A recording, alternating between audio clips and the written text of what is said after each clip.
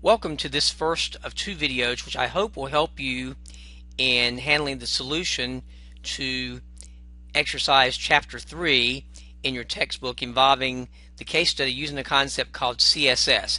Now what you're seeing right now in this video, the first of two videos actually, is, and this is page 100 and looks like 116 in your textbook. This is the case study for chapter 3 of the JavaJam Coffeehouse in the web class.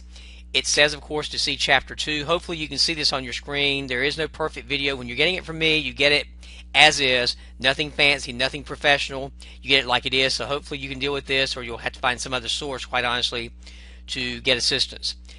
You want to use the solution that you did in chapter 2, and hopefully my students have the integrity of having done their own work in chapter 2, and with that grade, hopefully you have made individually the corrections that were requested. And this JavaJam site continues all the way through the entire course for the whole semester. If you go to the next page, and again, when I'm doing this on the fly with the nightmares that I've had this semester, you'll understand where I'm coming from. The original case study, when it was done, you should have had a solution to the JavaJam Coffeehouse that looks something similar to this one, where you have the JavaJam Coffeehouse logo at the top and then 4 menu choices. When you click on home, it will go to the home page, which is this one. When you click on menu, it will go to the menu page, and later on in the semester when we click on music or jobs, it will go to those. For right now, you only have just the 2 items listed right here. So if I click home, I go back, I get a bulleted list starting with specialty coffee, bagels, muffins, etc. And then I have the address of the coffee house, and then a copyright and your particular email. The menu simply has a series of what are called in HTML terms and definitions, one called Just Java, Cafe au lait, and Iced Cappuccino.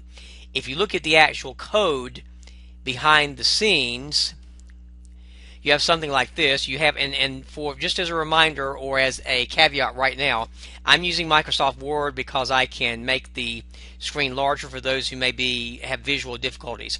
Please do not ever submit code in Microsoft Word. It will be a disaster. You have to trust my experience here, whether you respect me personally or not, because it just will give you major problems. The actual code for this index page, and again I'm just showing you this for the ones that may be a little more insecure or possibly more nervous about stuff. If I'm actually looking at the home page, the code behind the scenes that generates that page looks something like this. We have the opening code with the title of the page, and everything except for the title of the web page goes in the body of the document. Here, for example, is the JavaJam Coffeehouse logo in the H1 format. There's a reason for these little divs right here. Basically what a div does is it lets you take individual sections of a web page, whether it's a title, a bulleted list, an address, the navigation choices or tabs, if you will, and you can format them or format a section of a web page very specifically, and can save a lot of trouble with the code later on. That's why we do these divs. They're not there for window dressing or just to add busy work. In this first div, of course, we've got the horizontal I always say horizontal for some reason, hyperlink references, so that when a person clicks the word home, like right here, it goes to the index page. When they click menu, it goes to the menu page, etc. The unordered list, which means there are no numbers on there, just your basic bullets, is right there, and that's where the specialty coffee, bagels, etc. are. There's another division for the address, and you want to always make sure the tags match each other. Even though HTML is a bit forgiving, I most definitely am not forgiving with it. And if you were using a validator for your code, it would not be forgiving either. Another div set up for your email and emphasizing the email and the copyright with italics and with a special small font, and then this is all contained inside the body. If you look at the other page, the menu page, again, just a real quick review right here. The code generated with that page is very similar. I've got yours because I got my case studies mixed up from the other class, the 210 class. I apologize for that. In this particular case, you've got something very similar. The same JavaJam Coffee House title, the same hyperlink navigation bar with home menu, music, and jobs. This time, though, instead of having a bulleted list, we have what we call a definition list. The first term being just Java. That's called a data term. The strong simply means bold.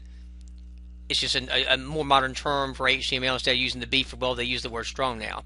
And then the definition, even though these are not formal dictionary words, it's the same concept. You have a term and you have a definition, or you have a phrase and an explanation.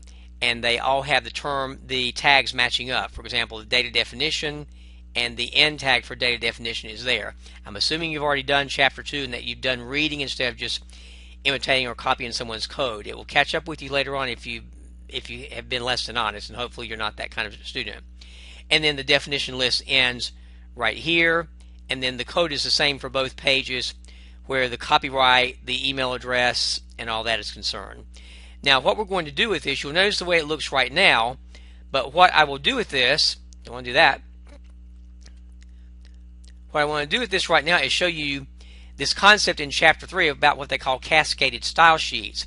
Instead of having to write a brand new code for both these sheets, if you have, say, 20 web pages in a site, it would be just murderously laborious to have to make quick changes for a company with that many pages by having to go to each individual page and make changes.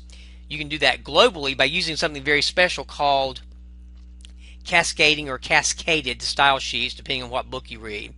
And I'll show you the difference among these right now. What will happen in chapter 3, instead of having the display looking like you saw earlier, here's what will happen. The index page, again, notice the difference here, if you will, between this page, this home page, and this home page. Notice the color has changed. Notice that the navigation bar, home menu, music, and job have been centered. And notice that the copyright and email address are over here in the center in a much smaller font. We do that by simply making some global definitions that apply to all the web pages at one time, and then by making the changes, if we want to change the color, say, to blue instead of to this brown yellow color, we can do that very easily by changing one document, the CSS or Cascade Style Sheet document, and it will automatically apply to every single page in our website. We can do that very easily, and the directions are in your book, and I wanted to show you where they are in your book. You probably have found these already, but in case you haven't, I'll show you where these are in the book. If you look at the top of page, actually page 117, it will give you exactly what your page should look like. And there it is again in the book form. And these colors that you see always have a special 6-character code in front of them, followed by a pound symbol. So you'll see what's called a hexadecimal system, where we usually have digits in our base 10 system, or always 0 through 9. You'll have some extra digits, and they are digits, A, B, C, D, and E, and those of you, and F, and those of you who are taking some networking classes may be having some exposure to this hexadecimal system. Perhaps you already have. If you just follow these directions very carefully,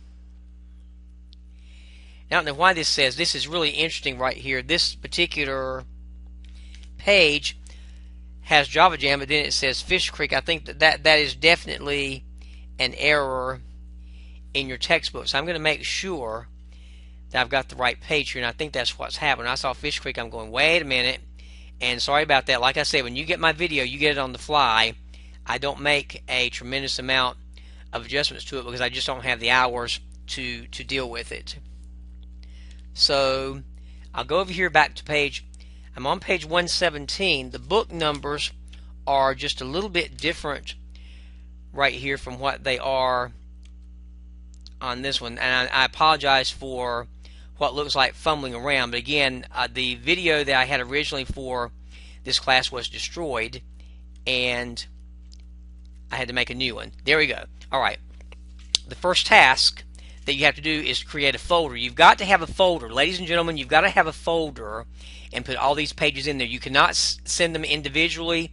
You cannot send them in Word document form. If you do, the website will not function properly, and I'll be giving you individually feedback if you choose to do it your own way. You have to do it a certain way and submit a certain way in Blackboard. If not, you have problems. So having said that, I want to make sure that you're understanding how this works. Basically what's going to happen, you're going to create a folder,